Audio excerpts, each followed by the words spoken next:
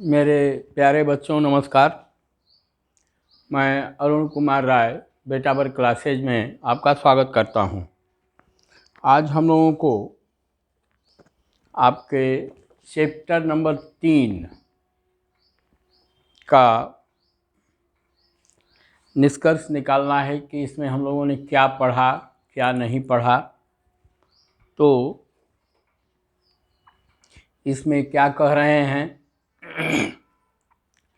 इसमें हम लोगों ने पढ़ा है कि गुणजों और गुणनखंडों की पहचान कैसे कर सकते हैं। यह मैं आपको बहुत विस्तृत रूप से बता चुका हूँ। हमने अब तक चर्चा की और निम्न को खोजा।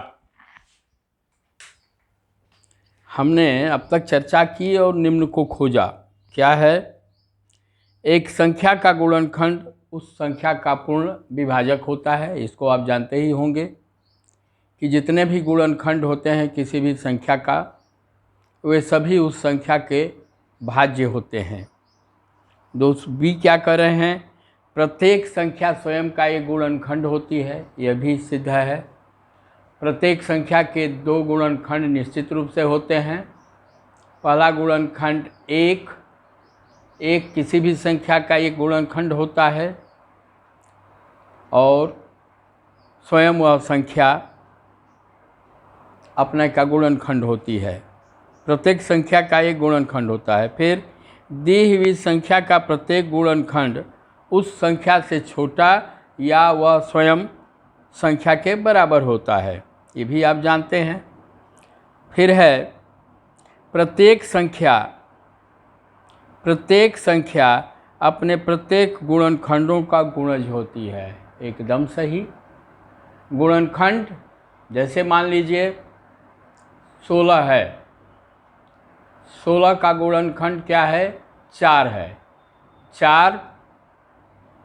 4 का गुणज 16 है। कैसे? 4 दूना के 8, 4 दूना के 16 एवं 4 चौके 16। गुणज में हम लोग क्या करते हैं? उस संख्या का, दी हुई संख्या का हम लोग क्या करते हैं? पहाड़ा पढ़ते हुए आगे चलते हैं। तो जो भी उस पहाड़े के क्रम में आता है, रास्ते में आता है, वह सभी उस दी गई संख्या का एक गुणज होता है। फिर प्रत्येक संख्या स्वयं का गुणज होती है। एकदम सही है। प्रत्येक संख्या का, जैसे मान लीजिए वह संख्या है 280, तो 280 एकम 280 मतलब एक गुणनखंड, वह किसी भी संख्या का दो गुणनखंड होता है निश्चित रूप से, एक एवं स्वयं वह संख्या। तो जो एक है, एक का गुणा 280 बार करेंगे तो क्या आएगा? 280। अतः प्रत्येक संख्या स्वयं का एक गुणज होती है। हमने सीखा पॉइंट नंबर 3, वह संख्या जिसके दो ही गुणनखंड होते हैं, वह संख्या स्वयं होती है और एक होता है। अभाज्य संख्या कहलाती है। संख्या स्वयं और एक अभाज्य संख्या कहलाती है। दोनों आपस में क्या होंगी? अभाज्य होंगे, अभाज्य संख्या कहलाएंगी। जिन संख्याओं के 2 से अधिक गुणनखंड होते हैं वे संख्याएं क्या कहलाती हैं? भाज्य संख्या कहलाती हैं। जैसे यहाँ पर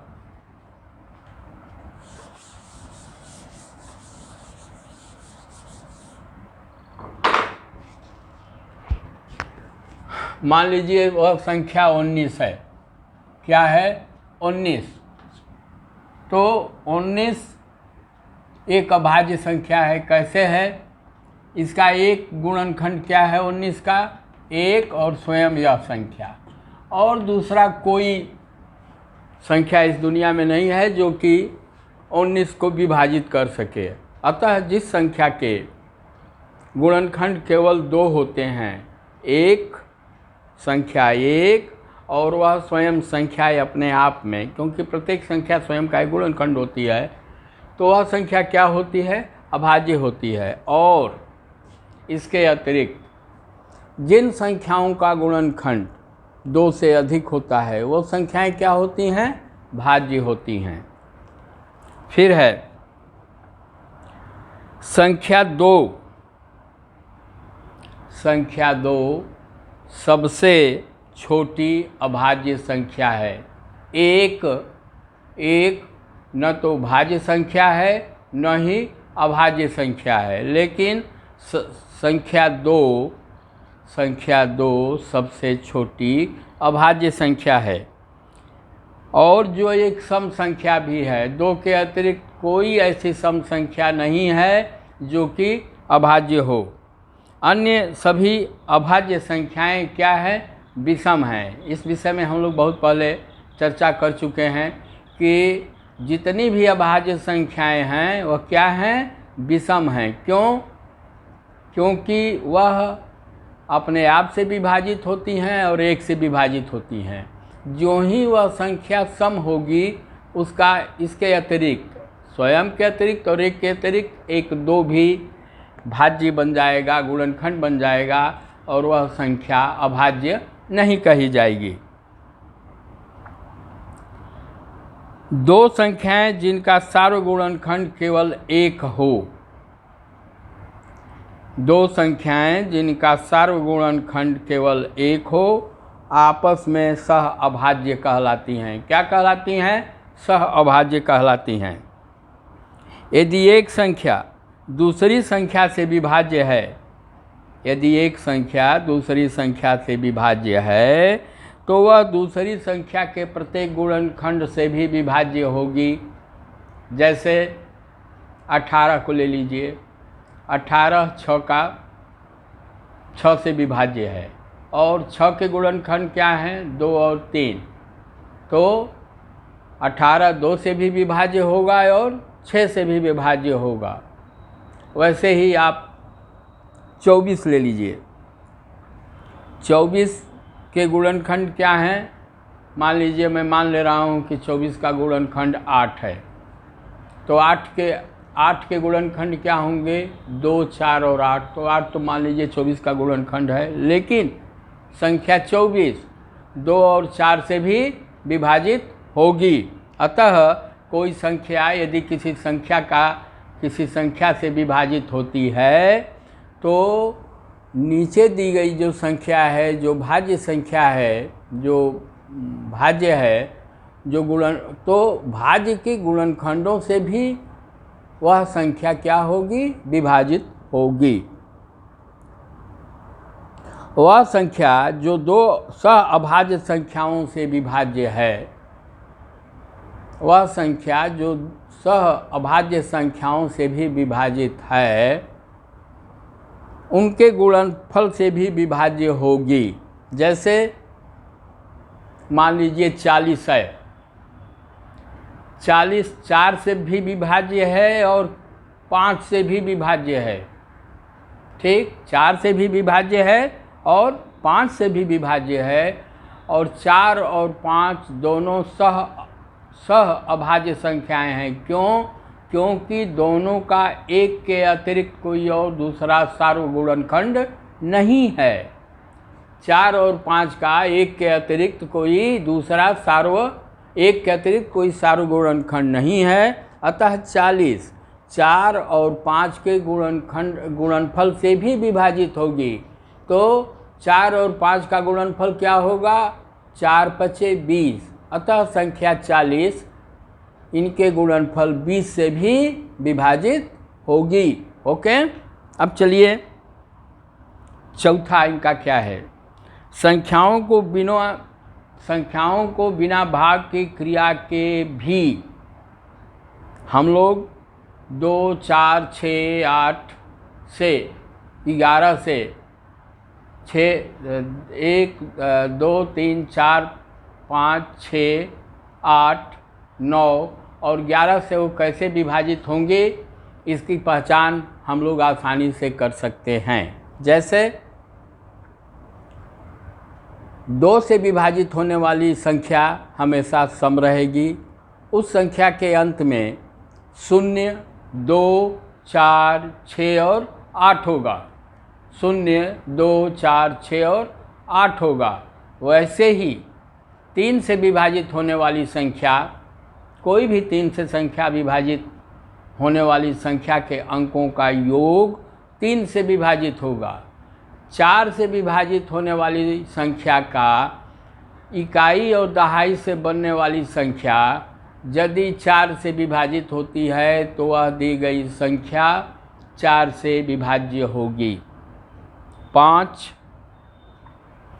जिस संख्या के अंत में 0 हो और 5 हो वह संख्या क्या होगी? 5 से विभाज्य होगी। 6 के लिए हम लोग क्या पढ़े हैं बेटा? जो संख्या अलग अलग 2 से और 3 से, 2 से और 3 से विभाज्य होगी वह संख्या 6 से भी विभाजित होगी। इसको आप हम लोग पढ़े हैं, पीछे इसका कई प्रैक्टिस भी किए हैं बेटा हम लोग। और फिर 6 हो गया। 8, दी गई संख्या के इकाई, दहाई और सैकड़ा से बनने वाली संख्या यदि 8 से विभाजित होती है तो वह संख्या 8 से विभाज्य होगी। राइट, इसको आप जानते हैं, इसको आप लोग याद कर लीजिएगा। फिर 9, कौन सी संख्या 9 से विभाज्य होगी? वह संख्या विभाज्य हो गई दी गई संख्या के अंकों का योग, दी गई संख्या के अंकों का योग यदि 9 से विभाज्य है तो वह संख्या 9 से भी विभाजित होगी। क्या होगी? 9 से भी विभाजित होगी। फिर 10, वह संख्या 10 से विभाज्य है जिसके इकाई का अंक क्या है? 0 है। जिस संख्या के इकाई का अंक 0 होगा वह 0 से विभाज्य होगी। 11, दी गई संख्या के विषम अंकों का योग, चाहे सम अंकों का योग, दाहिने से, किधर से? दाहिने से, दी गई संख्या के सम अंकों का योग अथवा विषम अंकों का योग ऋण, मान लीजिए विषम अंकों को हम लोग लेते हैं तो विषम अंकों का योग ऋण सम अंकों का योग यदि 0 अथवा 11 से विभाज्य संख्या आती है तो वह संख्या क्या होगी? हमारी 11 से विभाजित होगी। अब आया है 5, यदि 2 संख्या एक संख्या से विभाजित होती है, यदि दो संख्याएं एक संख्या से विभाजित होती है तो दोनों संख्याओं का योग भी उस संख्या से विभाजित होगा और उन संख्याओं का अंतर भी दी गई संख्या से विभाजित होगा। फिर है छठा, 2 या अधिक संख्याओं का मौसा, 2 या अधिक संख्याओं का मौसा उनका सबसे बड़ा सार्वगुणज होता है। क्या होता है? उनका सबसे बड़ा सार्वगुणज होता है, सार्वगुणनखंड होता है। 2 या अधिक संख्याओं का मौसा उसके सार्वगुणनखंडों में सबसे बड़ा होता है। फिर 2 या अधिक संख्याओं का लौसा उनके सार्वगुणजों में सबसे छोटा गुणज होता है। तो बेटा यह हम लोग चैप्टर नंबर 3 का समरी हम लोग ख़त्म कर लिए। यदि यह आपको अच्छा लगा हो तो इसे आप लोग लाइक करें, शेयर करें एवं सब्सक्राइब करें ताकि हम लोगों का कारवां और आगे बढ़े। इसी के साथ आप लोगों को बहुत बहुत धन्यवाद।